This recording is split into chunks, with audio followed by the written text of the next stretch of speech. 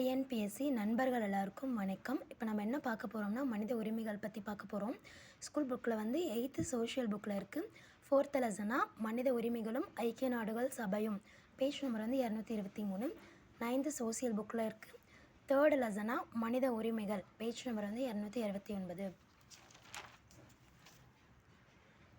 அந்த மனித உரிமைகள் வந்து அரசியலமைப்பு சாராத அமைப்புகளில் இதுவும் ஒன்று. இதை பற்றி ஒரு டெஃபினேஷன் ஐநா சபை கொடுத்துருக்காங்க. அது என்னென்னு பார்க்கலாம். இனம், பாலினம், தேசிய, இனக்குழு, மொழி, மதம் அல்லது வேறு தகுதி அடிப்படையை பொறுத்து மாறுபடாமல் மனிதர்களாக பிறக்கும் அனைவருக்கும் மரபாக இருக்கும் உரிமையே மனித உரிமையாகும். எவர் ஒருவருக்கும் இந்த உரிமையை வழங்குவதில் பாரபட்சம் காட்டக்கூடாது. இதுதான் ஐநா சபை மனித உரிமைகளுக்கு கொடுத்துருக்கிற வரையறை. மனித உரிமைகளை நடைமுறைப்படுத்துவதில் உலகளாவிய மனித உரிமைகள் பேரறிக்கை, அதாவது the Universal Declaration of Human Rights, பெரும் பங்கு வகிக்கிறதுன்னு சொல்லியிருக்காங்க. வெவ்வேறு சட்ட மற்றும் பண்பாட்டு பின்னணியுடன் உலகின் பல்வேறு பகுதிகளிலிருந்து கலந்து கொண்ட பிரதிநிதிகளால் தயாரிக்கப்பட்ட உலகளாவிய மனித உரிமைகள் பேரறிக்கையே மனித உரிமைகள் வரலாற்றில் ஒரு மைல்கல் ஆகும். 1948 டிசம்பர் 10 அன்று பாரிஸில் நடைபெற்ற ஐநா பொதுசபை தீர்மானம் 217A அனைத்துலக நாடுகளால் நிறைவேற்றப்பட்டது. அடிப்படை மனித உரிமைகள் உலக அளவில் பாதுகாக்கப்பட வேண்டும் எனும் நோக்கம் கொண்ட முதல் பேரறிக்கையே இதுதான். உலகில் பல்வேறு, அதாவது 500க்கும் மேற்பட்ட மொழிகளில் மொழிபெயர்க்கப்பட்டுள்ளது. இதில் 2 பகுதிகள் மற்றும் 30 உறுப்புகள் உள்ளன. இந்த டிசம்பர் 10, 1948 டிசம்பர் 10ன்னு கொடுத்துருக்காங்கல்ல, நிறைவேற்றப்பட்டுச்சு. அந்த டிசம்பர் 10 தான் நம்ம மனித உரிமைகள் தினமாக கொண்டாடுறோம். வீடியோவை ஸ்கிப் பண்ணாமல் பாருங்கள், உள்ள நிறைய கண்டென்ட் இருக்கும். சைரஸ் சிலிண்டர் உரிமைகள். இப்போ நம்ம இந்த மனித உரிமைகள் பற்றி 1948 டிசம்பர் 10 தான் நிறைவேற்றப்பட்டுச்சுன்னு சொல்கிறோம். 1948 தான் அதை முன்னெடுத்திருக்காங்கன்னு சொல்கிறோம். ஆனால் அதுக்கு முன்னாடியே மனித உரிமைகள் பற்றி யாராவது சொல்லியிருக்காங்களா அப்படின்னு பார்த்தா, பண்டைய பாரசீகத்தின் முதல் மன்னரான மகா சைரஸ் அப்படின்றவர் வந்து அடிமைகளை விடுவித்து மக்கள் அனைவரும் தனது சொந்த மதத்தை தேர்ந்தெடுக்க உரிமை உள்ளவர்கள் அப்படின்னு சொல்லி அறிவிச்சிருக்காது. இதை வந்து நம்ம எதன் மூலிமா தெரிஞ்சுக்கிறோன்னு பார்த்தீங்கன்னா, யூனிஃபார்ம் எழுத்தில் அக்காடியன் மூலையில் களிமண் சிலிண்டரில் எழுதப்பட்டிருக்கு. அதிலிருந்து தான் நம்ம தெரிஞ்சுக்கிட்டோம். இந்த கண்டென்ட் வந்து பண்டைய பாரசீகத்தின் முதல் மன்னரான மகா சைரஸ் அடிமைகளை விடுவித்த மக்கள் அனைவரும் தன் சொந்த மதத்தை தேர்ந்தெடுக்க உரிமை உண்டு அப்படின்னு சொல்லி இந்த கண்டென்ட் இருக்குது இல்லைங்களா. இந்த கண்டென்ட் வந்து ஐநா அவையின் 6 அலுவல் மொழியிலையுமே மொழிபெயர்க்கப்பட்டிருக்கு.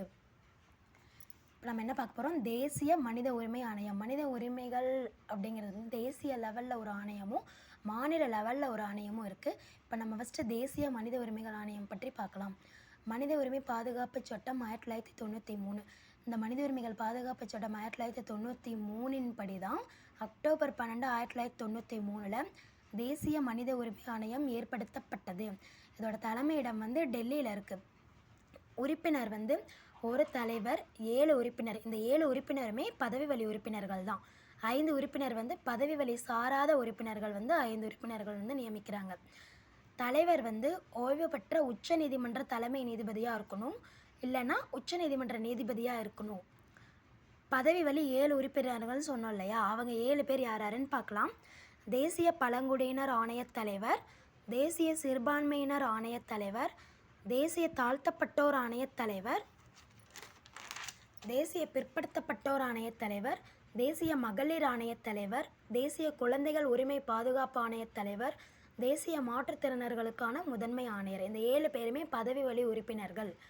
பதவி வழி சாராத 5 உறுப்பினர்கள் சொல்லியிருந்தோம் இல்லையா, அது யாருன்னு பார்க்கலாம் வாங்க. ஓய்வு பெற்ற உச்ச நீதிமன்ற நீதிபதி அல்லது உச்ச நீதிமன்ற நீதிபதியாக இருக்கலாம். 2வது உறுப்பினர் வந்து ஓய்வு பெற்ற உயர்நீதிமன்ற தலைமை நீதிபதியாக இருக்கலாம், அப்படி இல்லைன்னா உயர்நீதிமன்ற தலைமை நீதிபதியாக இருக்கலாம். இந்த 3வது உறுப்பினர், 4வது உறுப்பினர், 5வது உறுப்பினர் இவங்க வந்து மனித உரிமைகள் தொடர்பான நடைமுறை அறிவும் அனுபவமும் பெற்றவராக இருக்கணும். இதில் ஒருத்தவங்க வந்து பெண் உறுப்பினராக இருக்கணும். அடுத்து இவங்களுக்கான பதவி காலம் அப்படின்னு சொல்லி பார்த்தீங்கன்னா 3 ஆண்டுகள் அல்லது 70 வயது வரை, எது முன்னதோ அதுதான். இவங்க வந்து மறு நியமனம் செய்யப்படலாமான்னு கேட்டிங்கன்னா மறுக்கா நியமனம் செய்யப்படலாம். மத்திய மாநில அரசு பணிகளில் பணியாற்ற முடியாது. இவங்க இதிலிருந்து வெளியே வந்த பிறகு மத்திய அரசின் பணியிலோ மாநில அரசின் பணியிலோ பணியாற்ற முடியாது. இவங்களுக்கு உண்டான சம்பளமும் படிகளும் நாடாளுமன்றம் தான் முடிவு செய்யும். பதவி நீக்கம்னு பார்த்திங்கன்னா குடியரசுத் தலைவர் தான் இவரை வந்து பதவி நீக்கம் பண்ணுவாங்க. எந்தெந்த காரணத்துக்காக பதவி நீக்கம் பண்ணுவாங்கன்னு பார்க்கலாம். அனுமதியின்றி வேறு பதவியில் வகித்தல். இவங்கள பதவியில் வகிக்கக்கூடாது. பெர்மிஷன் கேட்டு வகிக்கலாமா என்னமோ தெரில. பட் வகிக்கக்கூடாது. அனுமதியின்றி வேறு பதவியில் வகித்தல், குற்ற வழக்கில் ஈடுபடுதல். இந்த தேசிய மனித உரிமை ஆணைய தலைவராக இருக்கட்டும், மெம்பராக இருக்கட்டும், அவங்களே ஒரு குற்ற வழக்கில் ஈடுபட்டிருந்தாங்க அப்படின்னு சொல்லி உறுதி செய்யும் பட்சத்தில் அவங்க வந்து பதவி நீக்கம் செய்யப்படுவாங்க. நொடிந்தவர், அதாவது உடல் ரீதியாகவோ மன ரீதியாகவோ தன்னோட பணியில் ஈடுபட முடியாத நிலைமையில் இருந்தால் அவங்க பதவி நீக்கம் செய்யப்படுவாங்க. இந்த பதவிக்கு தகுதியற்றவராக இருக்கும் பட்சத்தில் குடியரசுத் தலைவர் பதவி நீக்கம் செய்கிறாரு. தவறான நடத்தை மற்றும் தகுதியற்றவர், இந்த 2 காரணத்துக்காக உச்சநீதிமன்றம் வந்து விசாரித்து அறிக்கை அளிக்கும் பட்சத்தில் தான் குடியரசுத் தலைவரால் பதவி நீக்கம் செய்ய முடியும். பதவி பிரமாணம் பண்ணி வைக்கிறவரும் குடியரசுத் தலைவர் தான். இவங்களை தேர்வு பண்ணுறதுக்கு ஒரு தேர்வு குழு வந்து செலக்ட் பண்ணுறாங்க. அது யாருன்னு பார்த்தோங்கன்னா ஒரு 6 பேர் கொண்ட குழு வச்சு தான் இந்த தேசிய மனித உரிமை ஆணைய தலைவரையும் மெம்பரையும் செலக்ட் பண்ணுறாங்க. அந்த 6 பேர் யாருன்னு பார்க்கலாமா? தலைவர் வந்து பிரதமரை தலைமையாக கொண்டு மக்களவை சபாநாயகர், மக்களவை எதிர்க்கட்சி தலைவர், ராஜ்யசபா துணைத் தலைவர், ராஜ்யசபா எதிர்க்கட்சி தலைவர், மத்திய உள்துறை அமைச்சர், இந்த 6 பேர் கொண்ட குழுவில் தான் இந்த தேசிய மனித உரிமை ஆணைய தலைவரையும் மெம்பரையும் செலக்ட் பண்ணுறாங்க. பதவியில் இருக்கும் உச்ச நீதிமன்ற நீதிபதியவோ அல்லது உயர்நீதிமன்ற தலைமை நீதிபதியவோ உறுப்பினராக நியமனம் செய்யும் பொழுது குடியரசுத் தலைவர் வந்துட்டு உச்ச நீதிமன்ற தலைமை நீதிபதியை கலந்து ஆலோசித்து தான் முடிவெடுப்பார். இவங்களுக்கு என்ன பணிகள் அப்படின்னு சொல்லி பார்த்தீங்கன்னா, எந்த ஒரு மனித உரிமை மீறலையும் தாமாக முன்வந்தோ அல்லது நீதிமன்ற உத்தரவின் பேரிலோ விசாரிக்கலாம். இவங்களா முன்வந்து போகிற இடத்துல மனித உரிமை மீறல் நடக்குது அப்படின்னு சொல்லி இவங்களுக்கு வந்து தகவல் வந்துச்சு அப்படின்னா இவங்க தானாக போய் அந்த இதை வந்து முன்னெடுத்து நடத்தலாம், விசாரிக்கலாம்.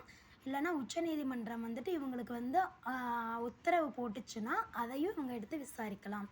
இவங்க அந்த இதை வந்து விசாரித்து அறிக்கை மட்டும்தான் அளிக்க முடியும். இவங்களால தண்டனையெல்லாம் வழங்க முடியாது, பரிந்துரையும் செய்ய முடியாது.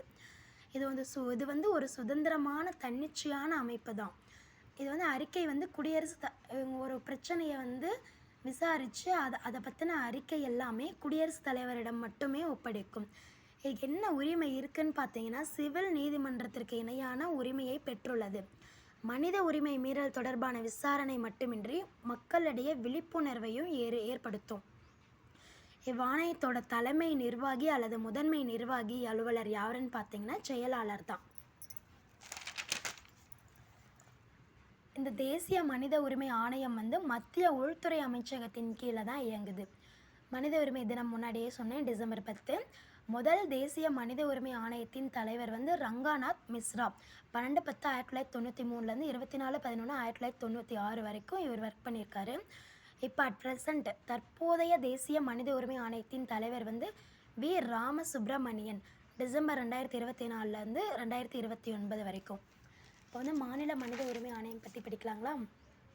மாநில மனித உரிமை ஆணையம் மனித உரிமை பாதுகாப்பு சட்டம் 1993 பிரிவு 21 படி 1996 மாநிலங்களில் ஏற்படுத்த வழிவகை செய்யப்பட்டிருக்கு.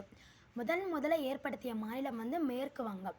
8/1/1994 அவங்க ஏற்படுத்திட்டாங்க. நம்ம தமிழ்நாட்டில் சென்னையில் 17/4/1997 அன்று தான் ஏற்படுத்தப்பட்டுச்சு. இதோட மெம்பர்ஸ் பார்த்தீங்கன்னா, ஃபஸ்ட்டு தொடக்கத்தில் 1+4, அதாவது ஒரு தலைவர் 4 உறுப்பினர்கள், மொத்தம் 5 பேரை கொண்டிருந்தது. 2006 மனித உரிமை பாதுகாப்பு சட்ட திருத்தத்தின்படி 5லிருந்து 3 குறைச்சிட்டாங்க. அதாவது 1+2, ஒரு தலைவர் 2 உறுப்பினராக குறைக்கப்பட்டிருக்கு. தேர்வு குழு வந்து தேசிய மனித உரிமை ஆணையத்துக்கு வந்து 6 பேர் கொண்ட குழு இல்லையா?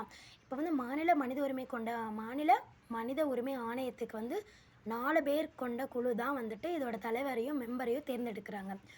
இங்கே வந்து முதலமைச்சரை தலைவராக கொண்டு உள்துறை அமைச்சர், சட்ட மேலவை எதிர்க்கட்சி தலைவர், சட்டப்பேரவை எதிர்க்கட்சி தலைவர், இவங்களுடைய பரிந்துரைப்படி தான் ஆளுநர் தான் இவங்களை வந்து நியமனம் செய்கிறாங்க. பதவியில் இருக்கும் உயர்நீதிமன்ற நீதிபதியவோ மாவட்ட நீதிபதியோ நியமனம் செய்யும் பொழுது ஆளுநர் வந்து உயர்நீதிமன்ற தலைமை நீதிபதியை கலந்து ஆலோசித்து தான் முடிவெடுப்பார். இவங்களுக்கான சம்பளமும் படிகளும் மாநில அரசு தான் நியமனம் செய்யும். தகுதின்னு பார்த்தோம்னா, தலைவருக்கு வந்து ஓய்வு பெற்ற உயர்நீதிமன்ற தலைமை நீதிபதியாக இருக்கணும், இல்லைனா உயர்நீதிமன்ற நீதிபதியாக இருக்கலாம். ரெண்டு உறுப்பினர் இல்லையா? ஃபர்ஸ்ட் உறுப்பினர் வந்து ஓய்வு பெற்ற நீதிமன்ற நீதிபதி, ஓய்வு பெற்ற உயர்நீதிமன்ற நீதிபதி அல்லது பணியில் இருக்கும் உயர்நீதிமன்ற நீதிபதி அல்லது 7 ஆண்டுகள் மாவட்ட நீதிபதியாக இருந்தவர் அல்லது இருப்பவர் யாராக வேணா இருக்கலாம். ரெண்டாவது உறுப்பினர் வந்து மனித உரிமைகள் தொடர்பான நடைமுறை அனுபவம் அறிவும் பெற்ற ஒருவராக இருக்கணும் அப்படின்னு சொல்லியிருக்காங்க. இவங்களுடைய பதவி காலம் வந்து 3 ஆண்டுகள் அல்லது 70 வயது வரை, எது முன்னதோ அது. மறுநியமனம் செய்யப்படலாமா அப்படின்னு கேட்டிங்கன்னா, மறுநியமனம் தாராளமாக செய்யப்படலாம்.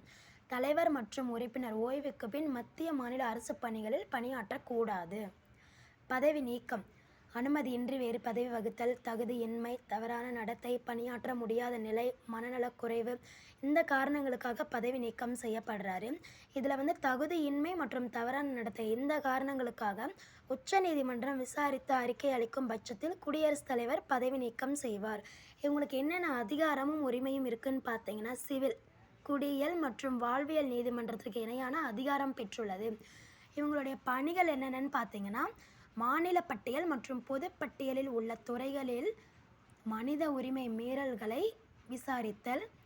இதனுடைய முதன்மை அல்லது தலைமை நிர்வாக அலுவலர் யாருன்னா செயலாளர். புகார்களை விசாரித்து அறிக்கை மட்டும்தான் இவங்களால் அளிக்க முடியும். தண்டனை வழங்கவும் முடியாது, பரிந்துரை செய்யவும் முடியாது. ஆண்டு அறிக்கையை ஆளுநரிடம் ஒப்படைக்கும். ஆளுநர் சட்டமன்ற ஒப்புதலுக்கு அனுப்பி வைப்பார். இவ்வாணையம் சுதந்திரமாகவும் தன்னிச்சையாகவும் தனது பணிகளை செயல்படுத்தும். முதல் தமிழ்நாட்டின் மனித உரிமை ஆணைய தலைவர் வந்து நீதிபதி மீனா குமாரி. இவங்க வந்து மேகாலய உயர்நீதிமன்றத்தின் முதல் தலைமை நீதிபதியாக இருந்தவங்க. இப்போ ப்ரெசண்ட் தற்போதைய தமிழ்நாட்டின் மனித உரிமை ஆணைய தலைவர் யாருன்னா எஸ் மணிக்குமார் அவர்கள்.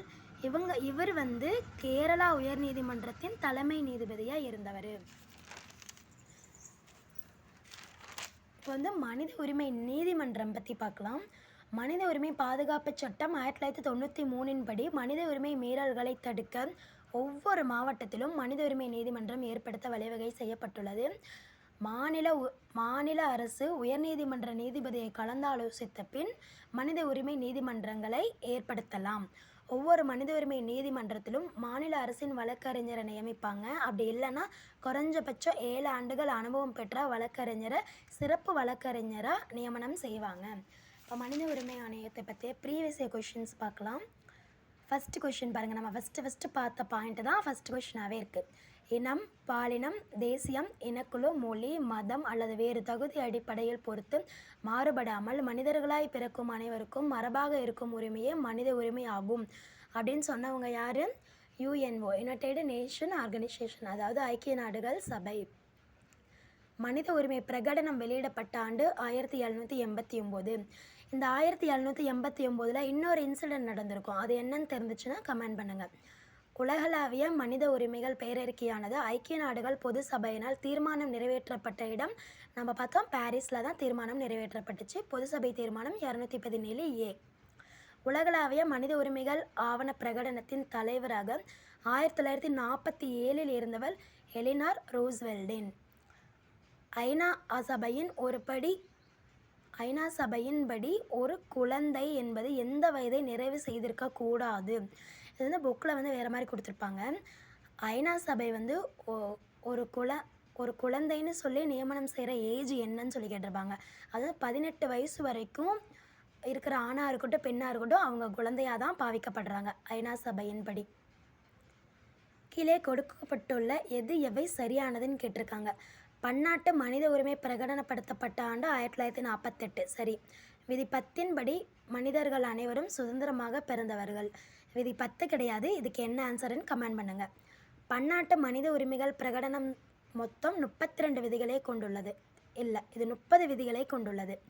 ஐக்கிய நாடுகளின் பொது சபை பன்னாட்டு மனித உரிமைகள் பிரகடனத்தை ஏற்றுக்கொண்டது. சரி. அப்போ ஆன்சர் என்னது? ஏவும் டியும் சரியானது. இங்கே வந்து மேட்சிட் கொடுத்துருக்காங்க. சர்வதேச மாநாடு ஆண்டு.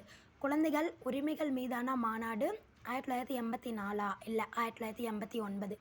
மேம்பாட்டு உரிமை மீதான பிரகடனம் 1986. பெண்களுக்கு எதிரான எல்லா விதமான பாகுபாடுகளை ஒழிக்கும் மாநாடு 1979. சித்திரவதை, கொடுமை, மனித தன்மையற்று நடத்துதல் ஆகியவற்றிற்கு எதிரான மாநாடு 1984. ஸோ 4321 தான் ஆன்சரு. உலக மனித உரிமைகள் தினமாக கொண்டாடப்படும் நாள் டிசம்பர் 10. தேசிய மனித உரிமை ஆணையம் நிறுவப்பட்ட ஆண்டு 1993. டேட் தெரிஞ்சால் கமெண்ட் பண்ணுங்கள். தேசிய மனித உரிமைகள் ஆணையத்தின் தலைவர் மற்றும் உறுப்பினர்களுடைய பதவிக்காலம் 5 ஆண்டுகள். நம்ம இங்கே முன்னாடி 3 ஆண்டுகள் அல்லது 70 வயதுன்னு கொடுத்துருப்போம். இது வந்து டிஎன்பிஎஸ்சி ப்ரீவியஸ் இயர் கொஷினு. நாம் வந்து டிஎன்பிஎஸ்சி ப்ரீவியஸ் இயர் கொஷினுக்கு தான் வந்துட்டு நம்ம முன்னுரிமை கொடுக்கணும். 3 ஆண்டுகள் இருந்தால் பாருங்கள், அப்படி இல்லைன்னா 5 ஆண்டுகள் கொடுத்துருங்க. ஏன்னா இது வந்து டிஎன்பிஎஸ்சி ஃபைனல் பண்ண ஆன்சர் கீ. தேசிய மனித உரிமை ஆணையத்தின் தலைவராக நியமிக்கப்படுவதற்கான தகுதி அப்படி என்னன்னு கேட்டிருக்காங்க. இந்திய தலைமை நீதிபதியாகவோ அல்லது உச்சநீதிமன்ற நீதிபதியாகவோ இருந்திருக்கணும்னு முன்னாடியே பார்த்துருக்கோம். தேசிய மனித உரிமை ஆணைய தலைவர் மற்றும் உறுப்பினர் குடியரசுத் தலைவரால் நியமிக்கப்படும் வேளையில் டேஸ் பேர் கொண்ட குழு அவர்களை பரிந்துரை செய்யும். எத்தனை பேர் கொண்ட குழு? 6 பேர் கொண்ட குழு. நாம் பார்த்துருக்கோம். பிரதமர் தலைமையில் மக்களவை சபாநாயகர், மக்களவை எதிர்க்கட்சி தலைவர், ராஜ்யசபா துணைத் தலைவர், ராஜ்யசபா எதிர்க்கட்சி தலைவர், மத்திய உள்துறை அமைச்சர், இந்த 6 பேர் கொண்ட குழு தான் தேசிய மனித உரிமை ஆணையத்தின் தலைவரையும் உறுப்பினரையும் நியமனம் செய்து. இதே மாநில மனித உரிமை ஆணையத்தின் தலைவரையும் உறுப்பினரையும் நியமனம் செய்யவே எத்தனை பேர் கொண்ட குழு? 4 பேர் கொண்ட குழு.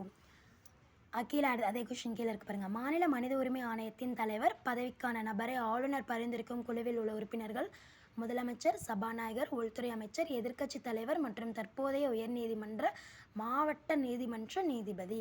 பெண்களுக்கான தேசிய ஆணையம் அமைக்கப்பட்ட ஆண்டு ஜனவரி 1992. இது ரெண்டுமே பெண்களுக்கான தேசிய ஆணையம் பற்றிய கொஷின்ஸு. ஸ்கிப் பண்ணிடுங்க. பின்வரும் கூற்றுகளில் எவை சரியானவை? மாநில மனித உரிமை ஆணையம் 1993 நிறுவப்பட்டது. சரிதான்.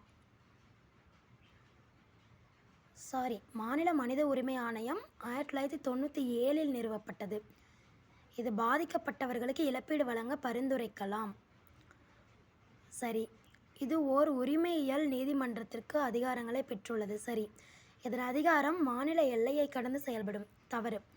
இதன் அதிகாரம் வந்து மாநிலத்தின் எல்லைக்குள் மட்டுமே செயல்படும். இந்த வீடியோ பிடிச்சிருந்துச்சுன்னா லைக் பண்ணுங்கள், ஷேர் பண்ணுங்கள், கமெண்ட் பண்ணுங்கள். இதில் ஏதாவது மிஸ் பண்ணியிருந்தேன் அப்படின்னா அதை கமெண்ட் பண்ணுங்கள். உங்களுக்கு வேறு ஏதாவது டாபிக் வேணும் அப்படின்னா கமெண்ட் பண்ணுங்கள். நான் சீக்கிரம் போட முயற்சி பண்ணுறேன். தேங்க்யூ.